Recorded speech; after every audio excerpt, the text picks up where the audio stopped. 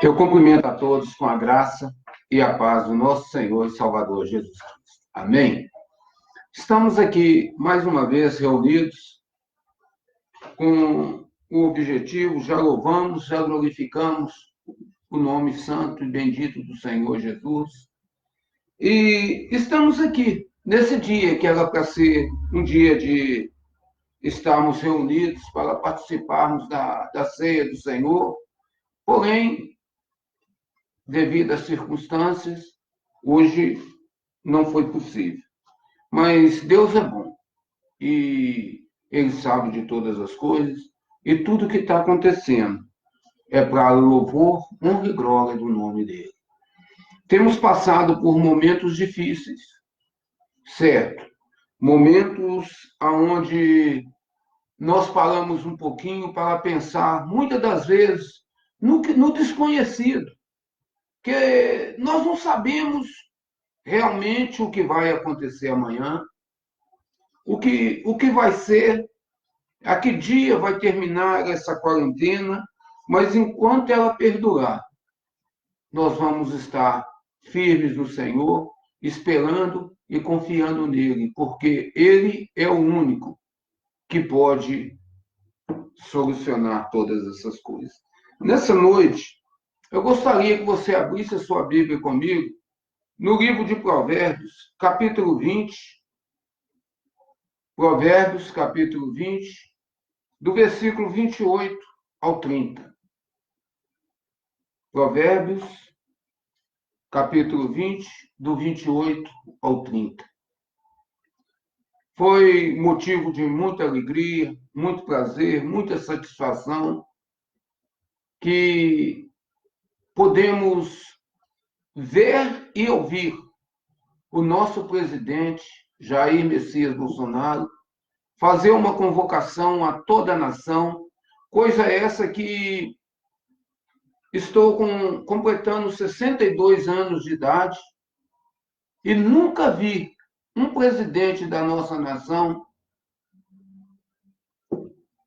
falar tanto no nome do Senhor e fazer uma convocação dessa. Se bem que também estamos passando por um momento especial, mas quando nós olhamos para trás na Bíblia, nós vimos grandes livramentos que Deus deu quando um rei se levantava e fazia um pronunciamento desse e falava de um jejum. Nós vimos na história de Jonas, quando Deus dá uma ordem para Jonas dele entrar na cidade de Nínive, e que a cidade ele atravessaria em 3 dias, mas ele caminhou um dia só. E nesse um dia que ele caminhou, o recado dele era um só, que dentro de 40 dias Deus destruiria aquela cidade. Hoje nós estamos passando também por uma quarentena, onde já estamos com mais de 10 dias que estamos reclusos. Mas foi levantado hoje um clamor. E assim como naqueles dias de Jonas, que quando o rei soube de tudo que estava acontecendo, aquele rei proclamou um jejum, e foi um jejum grandioso, porque toda a cidade aderiu, todo o país ali, aquela cidade de Nínive, aderiu ao jejum imposto pelo rei, e até os animais não comeram e não beberam nada. Hoje, o nosso presidente se levantou e deu essa designação para nós nesse dia. E eu creio que você também, que ama esse país, participou também desse jejum. Vimos também na história de Esther, quando o povo de Deus foi decretado que deveria ser morto, e Mordecai mandou um recado para ela que para ela se preparar e ir diante do rei e pedir a ele a benevolência pelo povo. E no primeiro instante ela teve medo, Mas Mordecai mandou um recado para ela. Olha, você não sabe se para esse tempo você foi colocado aí. Não pense que se você se calar, que o povo de Deus será destruído. Socorro e livramento para eles virão de outro lugar, mas você vai perecer. Então, meu irmão, com certeza, eu sei que você ouviu o clamor e o pedido do nosso presidente, e que nesse instante você possa curvar. Você já está com sua Bíblia aberta aí, em Provérbios 20, do versículo 28 ao 30, mas que você possa curvar a sua cabeça nesse instante e vamos orar mais um pouquinho, para que Deus confirme que a partir daqui um pouquinho nós começamos a ter notícias boas, notícias grandiosas de tudo que Ele vai fazer nesse país, nessa nação, no nome bendito do Senhor Jesus. Querido Deus e amado Pai, Senhor, o Senhor conhece os teus filhos e os teus servos. Aonde cada um se encontra nesse momento, o Senhor conhece, ó Pai, os problemas que já estão começando a surgir por causa dessa quarentena, por causa, ó Pai, dessa tribulação, desse problema que aí está se instalando no país. Mas o Senhor é Deus e para ti, ó Pai, não há nada impossível. Pai querido, Pai amado, nós vamos estar anunciando a tua palavra agora, através, Senhor, da internet, online. Alcança, Senhor, cada coração que ouvir essa mensagem, o Senhor possa trazer luz, discernimento, entendimento e compreensão. E que o nosso eu caia por terra. E que possamos reconhecer que só o Senhor é Deus e que não há outro, ó Pai, além de ti. Eu me coloco, Senhor, nas tuas mãos. Usa-me conforme o teu querer, conforme a tua vontade, no nome do Senhor Jesus. Amém. A palavra do Senhor diz assim, em Provérbios 20, do 28 ao 30. A bondade e a lealdade preservam o rei. Por sua benignidade, ele dá firmeza ao seu trono. O esplendor dos jovens está na sua força, e a glória do idoso nos seus cabelos brancos. Mas as marcas e os ferimentos eliminam o mal. Eliminam o mal. As provações e os açoites purificam as profundezas da alma. Amém?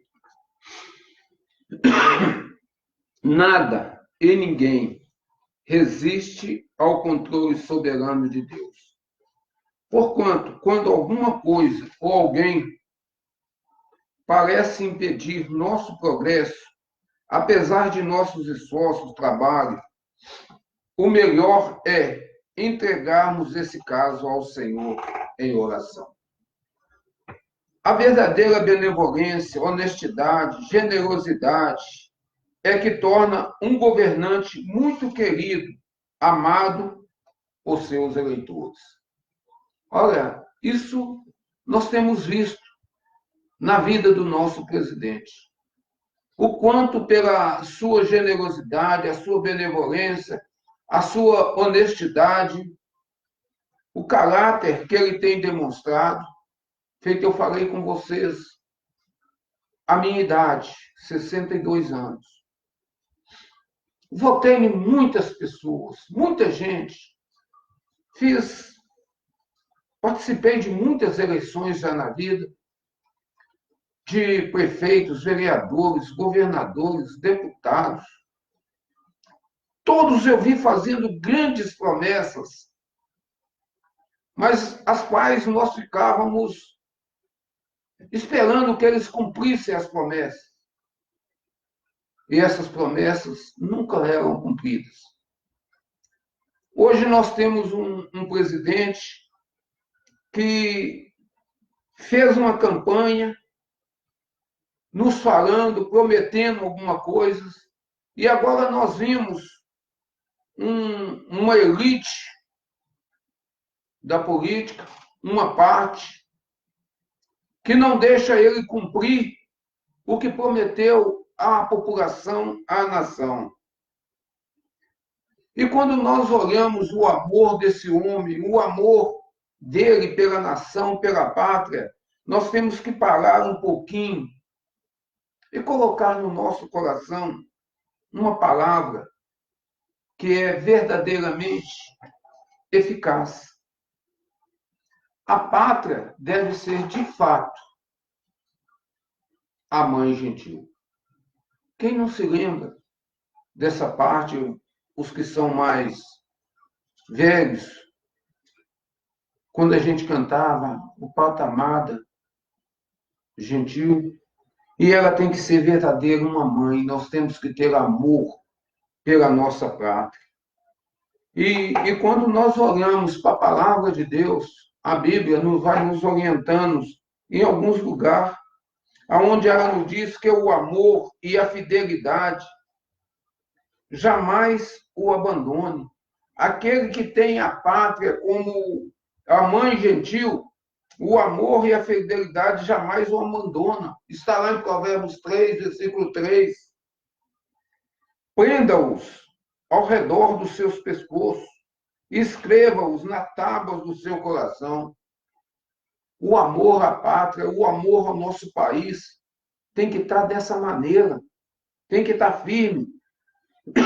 A benignidade, a fidelidade são importantes qualidades do caráter. E isso é o que nós vimos faltando em tantos outros nossos dirigentes anteriores. E ambas essas qualidades envolvem atitudes e postura. Uma pessoa leal age de forma responsável. Uma pessoa fiel trabalha em prol da justiça, a favor dos outros. A favor dos outros. Os pensamentos e as palavras não bastam. Somente pensamento bonito, palavra bonita, não basta. Tem que ter ação, tem que ter atitude.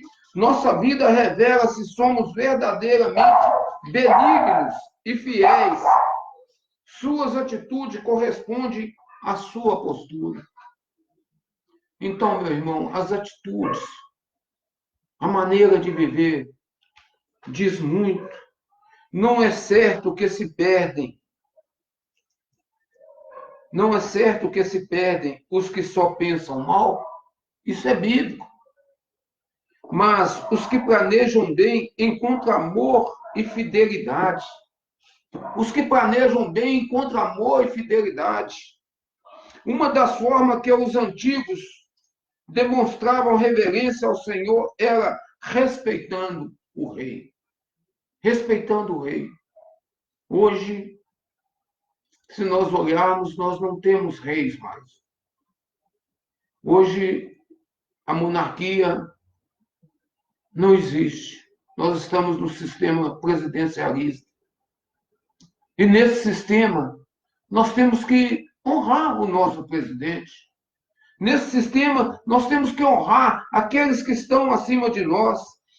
O dever de honrar autoridades civis ainda se aplica até os dias de hoje. Se você abrir a sua Bíblia em Romanos, capítulo 3, versículo 1, vai te dizer isso. Que nós temos que honrar as autoridades que foram colocadas acima de nós.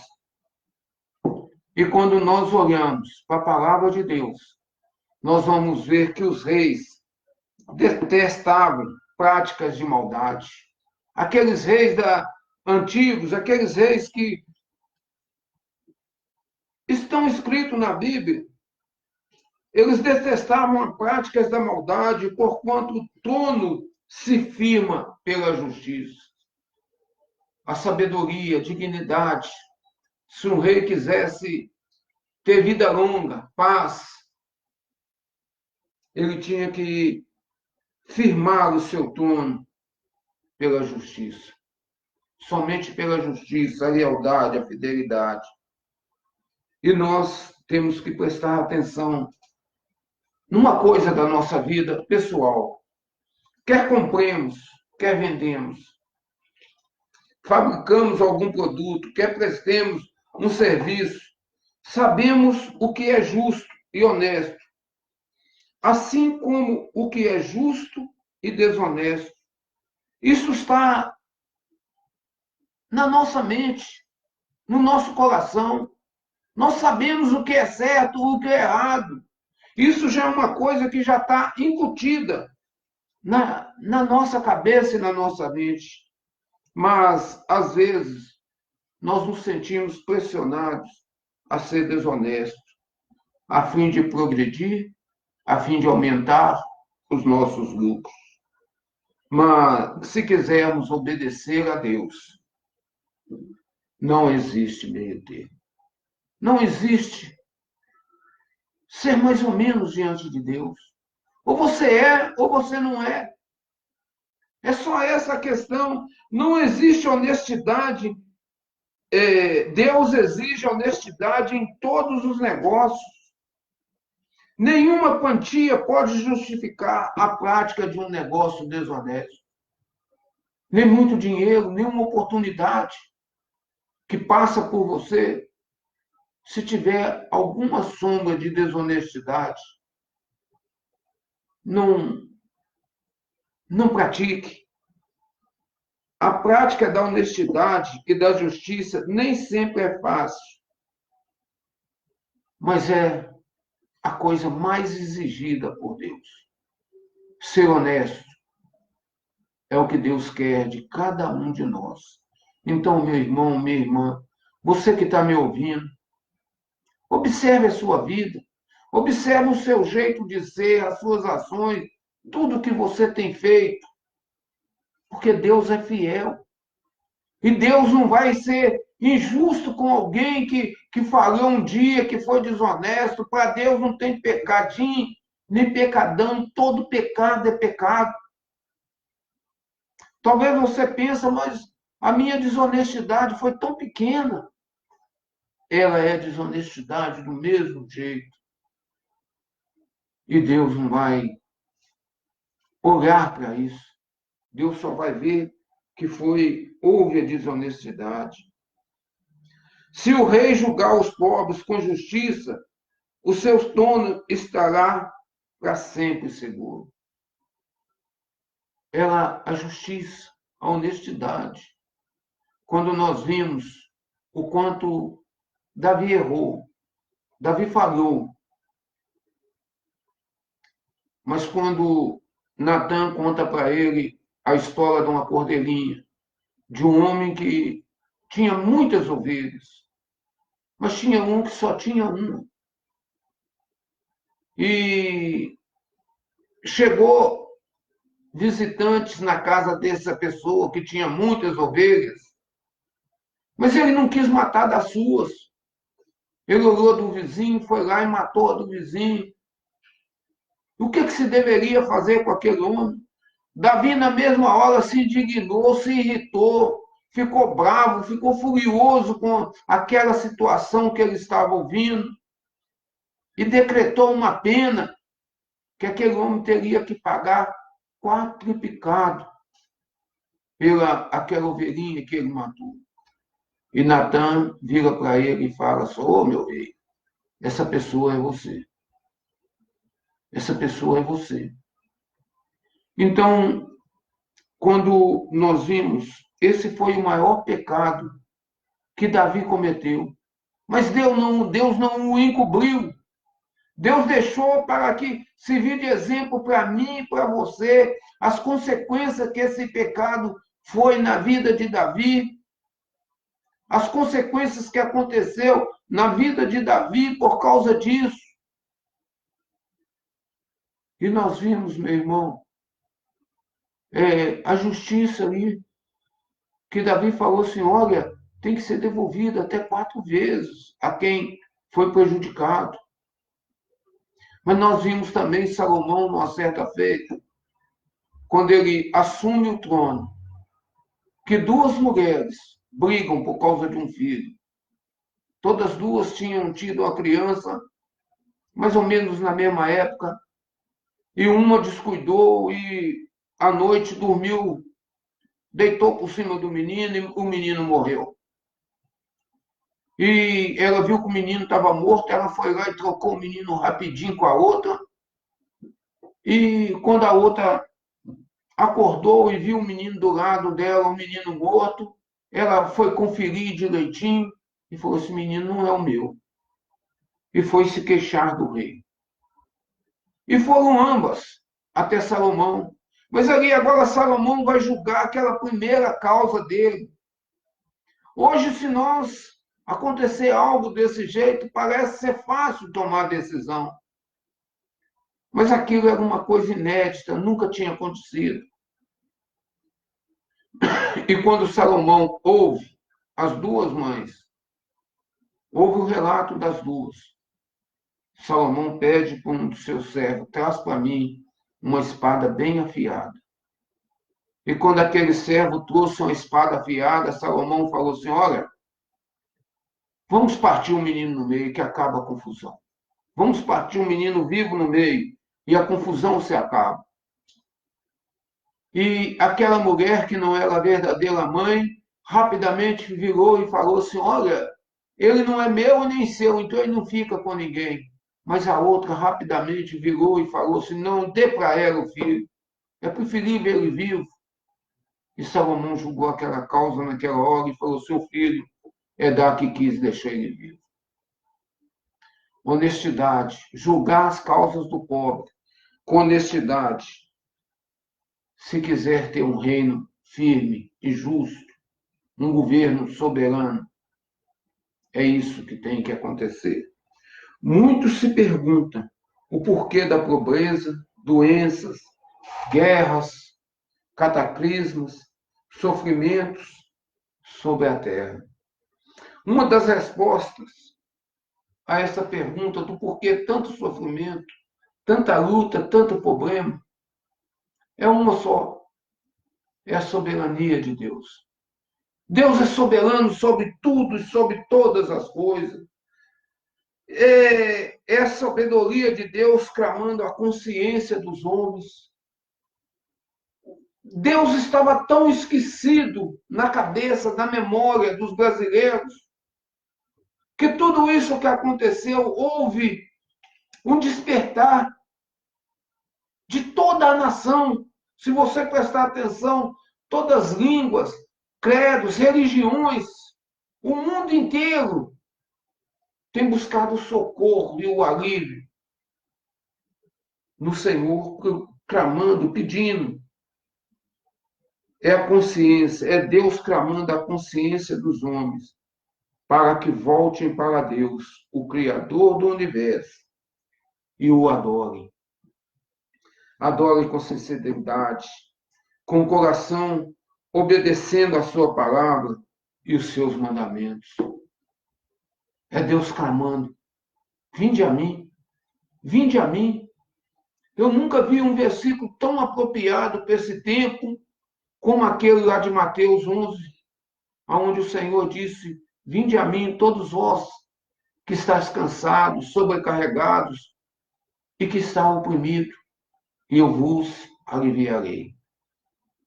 O Senhor está clamando, o Senhor está falando, mas se nós olharmos direitinho, os ímpios, perversos e tolos, apesar de não aprenderem, não aprendem justamente porque são insensatos.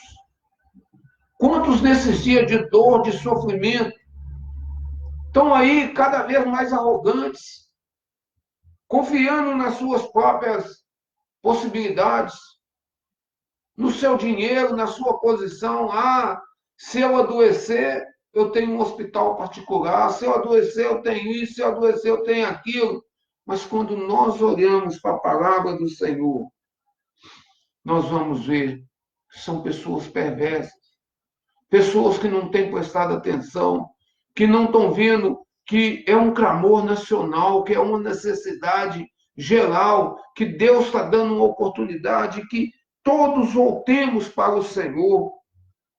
A sabedoria está nos lábios dos que têm discernimento, mas a vara é para as costas daquele que não tem juízo. Se você olha para a palavra, a Bíblia fala que nós temos que conhecer a palavra do Senhor.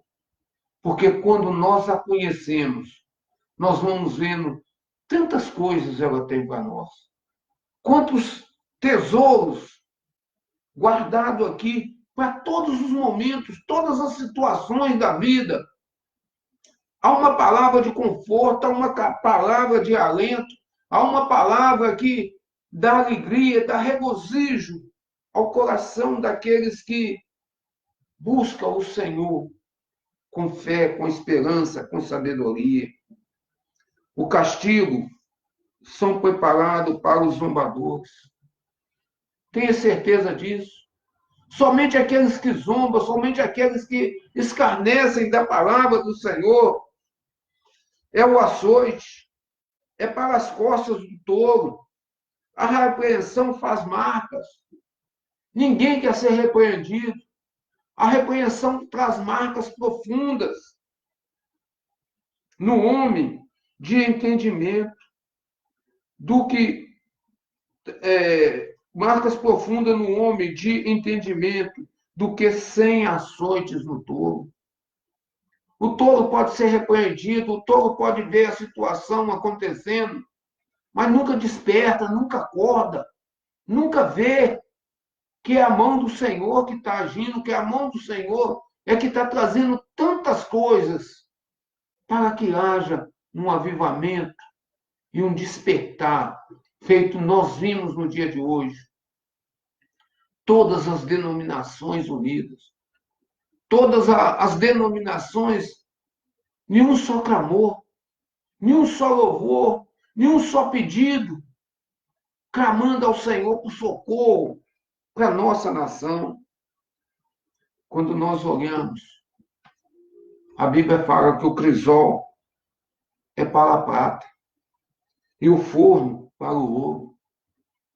São coisas que foram dadas para purificar o metal, o calor, para purificar o metal. Mas o que prova o homem é os elogios que ele recebe.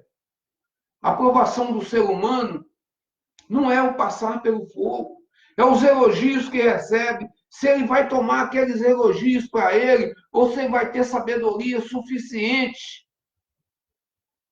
para devolver para quem realmente deva ser os elogios. Se ele não vai deixar aqueles elogios subir na cabeça e começar a fazer aquilo que não se deve fazer. Esses males não podem ser considerados castigo sobre os filhos de Deus. Olha, talvez alguns de nós vamos até adoecer com esse problema. Mas eles não podem ser considerados como castigo. Não.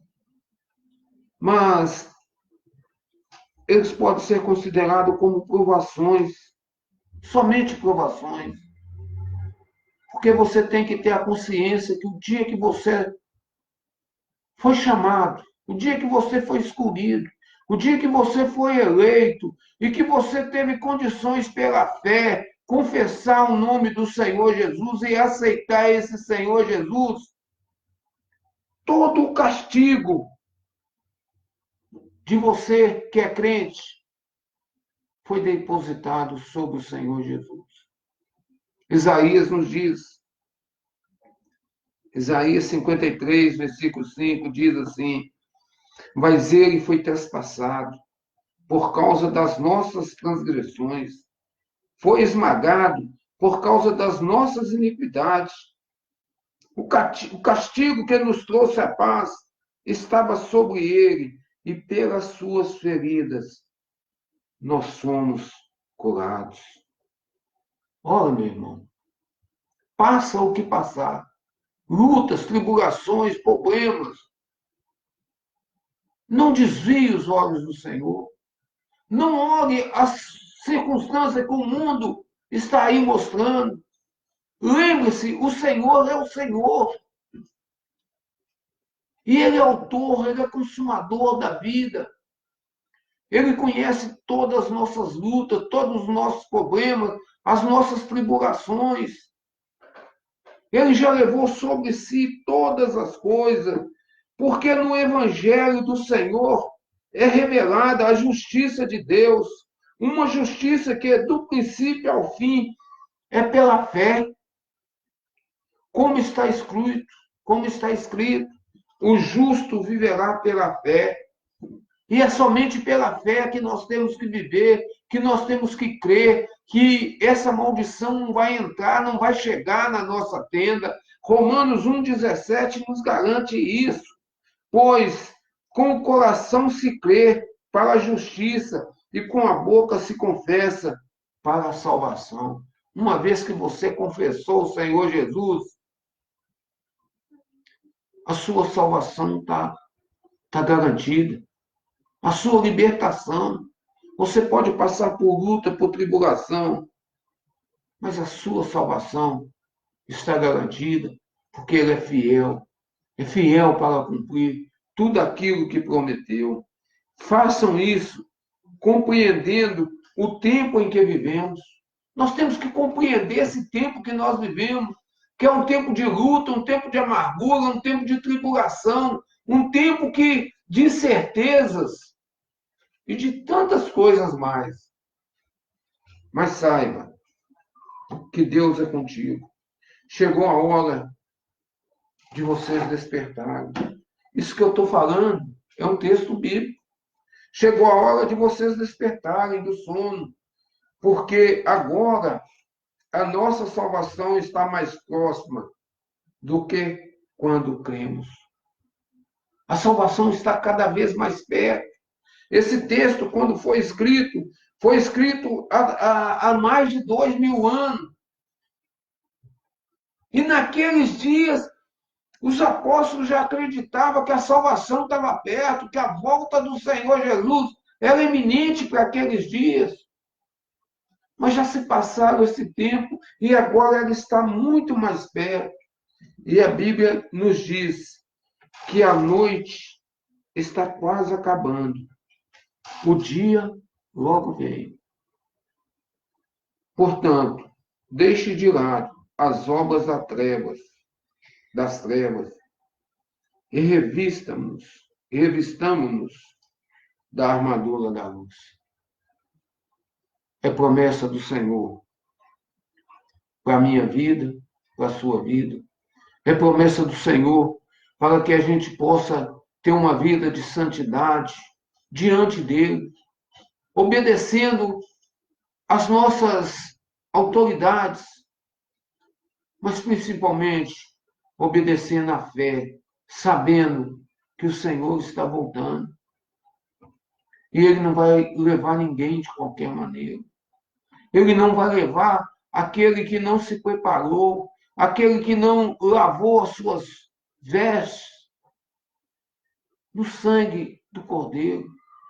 Aquele que não se preparou, aquele que não dedicou tempo ao estudo, ao conhecimento desse Deus tão soberano, desse Deus tão bom, que deixou tantas coisas para nós, escritas e anunciadas dentro da sua palavra. Olha, meu irmão, é tempo de luta, é tempo de tribulação, mas não tem nada que pode superar o amor de Deus para cada um de nós. O Senhor é bom, as misericórdias dele duram para sempre. Ele te ama. Ele te ama. E aonde você está, se você curvar a sua cabeça, se você clamar, se você disser, Senhor, entra na minha vida, entra na minha casa, entra na minha família, Senhor. Faz uma mudança, precisamos de Ti. Olha, Senhor, a situação como estamos passando. Um momento de crise, um momento de dificuldade, um momento de luta, de tribulação. Meu irmão, mas se você colocar Deus no seu coração, se você colocar o Senhor em primeiro lugar, em honestidade, e falar, Senhor, confessar que você é desonesto, Ele vai fazer algo por você, pela sua casa, pela sua família. Somente creia. É pela fé, somente que os antigos alcançaram a salvação. E é pela fé que hoje nós estamos reunidos, à distância. Paulo, naquele dia que ele dá a instrução da ceia, ele fala, porque eu recebi do Senhor o que também vos entreguei. Que na noite em que o Senhor foi traído, ele tomou o pão e partiu, e deu graças, dizendo, esse é o meu corpo que é partido por vós. E logo em seguida ele deu o cálice, com suco, com vinho, e disse, esse é o sangue da nova aliança. Fazer isso todas as vezes que comerdes e beberdes em memória de mim. Hoje seria o dia que nós estaríamos reunidos, relembrando esse sacrifício. Mas que você possa relembrar as palavras de Paulo, ali naquele texto, parar um tiquinho, meditar na sua vida, ver se há, pedir ao Senhor para te mostrar se há alguma coisa na sua vida que precisa ser tirado, que precisa ser deixado para trás. Porque Paulo também fala, olha, entre vós há muitos fracos e muitos doentes. No meio da igreja do Senhor Jesus, tem muitas pessoas cambaleantes, tem muitas pessoas que estão na mesma situação de quando Elias diz para aquele povo, fala, olha, hoje, preste atenção no que vai acontecer. O Deus que responder por fogo, esse é o Deus. Esse é o Deus verdadeiro. E aquele povo declarou para Elias, essa é uma boa palavra. O Deus que responder por fogo, a esse nós vamos servir. Aquele povo estava caminhando entre dois pensamentos, entre o verdadeiro Deus, o Iavé, e Baal. E no meio da igreja do Senhor, tem muitas pessoas cambaleantes e vacilantes, que não conhecem ainda esse verdadeiro Deus, esse Deus que nos amou de tal maneira e nos ama tanto, que ele deu o seu filho. Mas muitas das vezes a gente acha que o mais importante de tudo foi só aquela cruz, aquela crucificação, aquela morte, aquela ressurreição. Mas não prestamos atenção na vida e obra do Senhor, que foi coisas grandiosas. Ele deixou a sua glória, veio a esse mundo, nasceu como um homem, como uma criança, e teve todos os problemas, todas as dificuldades que todos nós enfrentamos. Teve fome, teve sede, teve sono, para poder vencer por cada um de nós. E naquele grande dia, a hora que tudo terminou, lá naquela cruz, ele falou, Pai, está consumado.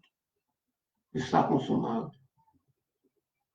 E quando ele estava subindo aos céus, ele disse para os seus discípulos, olha, todo o poder, toda a autoridade me foi dada nos céus e na terra. Então não sobrou autoridade, não sobrou poder para ninguém. O que está te afligindo, o que está te perturbando, é só você entender e compreender que tem um Deus que te ama, que ele já levou, feito nós limos ali em Isaías, que ele já levou sobre si todos os nossos problemas. Então é só confiar nele. É só tirar a mão do arado e deixar que ele vai resolver a situação.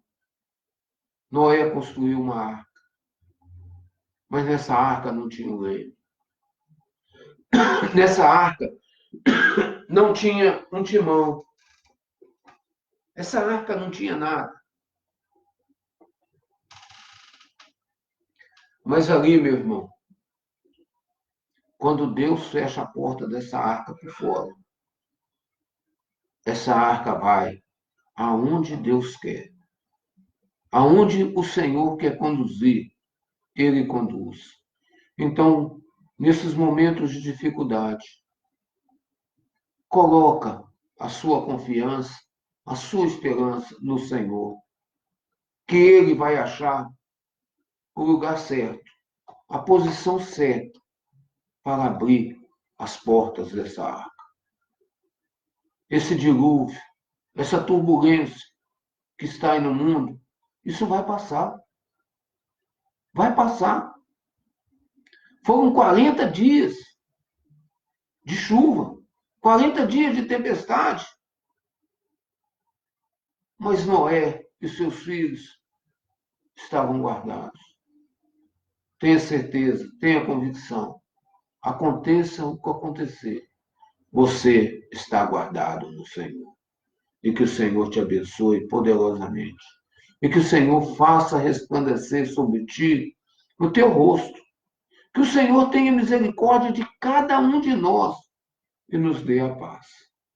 Amém? E que essa palavra possa ficar no seu coração e que você possa guardá-la e entender que não cai uma folha da árvore sem os propósitos do Senhor. Essa tempestade que aí está é para que lembremos que existe um Deus que nos ama e que tudo que ele tinha que fazer, ele já fez. Só basta nós tomarmos posse da bênção. Tomar posse da bênção não é exigir do Senhor nada. É simplesmente falar, Senhor, me ajuda nas minhas lutas, nas minhas tribulações, e Ele é fiel para te ajudar, para te sustentar, para fazer o que for preciso. Amém? Vamos orar. Querido Deus e amado Pai, Senhor, graças te dou por essa oportunidade, pelos hinos, ó Pai, que foram entoados a Ti, como a Dayana louvou o Senhor com aquele hino ali tão maravilhoso, que a obra é santa, a obra é do Senhor, e essa obra não pode parar. E o Senhor conhece, ó Pai, o coração de cada um dos teus servos, cada um, ó Pai, desses que estão junto comigo nesse momento, nas suas casas. Que o Senhor possa alcançar, ó Pai, cada um deles. Que o teu amor, aquele amor grandioso, aquela misericórdia, aquele carinho e as doces consolações do Espírito Santo seja com toda a igreja do Senhor Jesus sobre a face da terra. Pai querido, Pai amado, abençoa, Pai, a nossa nação, abençoa, Senhor, o nosso presidente, dê a ele sabedoria, dê a ele discernimento, capacita-o, ó Pai, cada dia mais para essa grandiosa obra que o Senhor colocou nas mãos dele. Que os inimigos dele, ó Pai, sejam inimigos do Senhor e que eles caiam por terra, mas que o Senhor venha prevalecer nessa nação de maneira clara, de maneira sobrenatural, em nome do Senhor Jesus. Amém? Até quarta-feira, se assim o Senhor nos permitir. Louvado seja o nome do Senhor.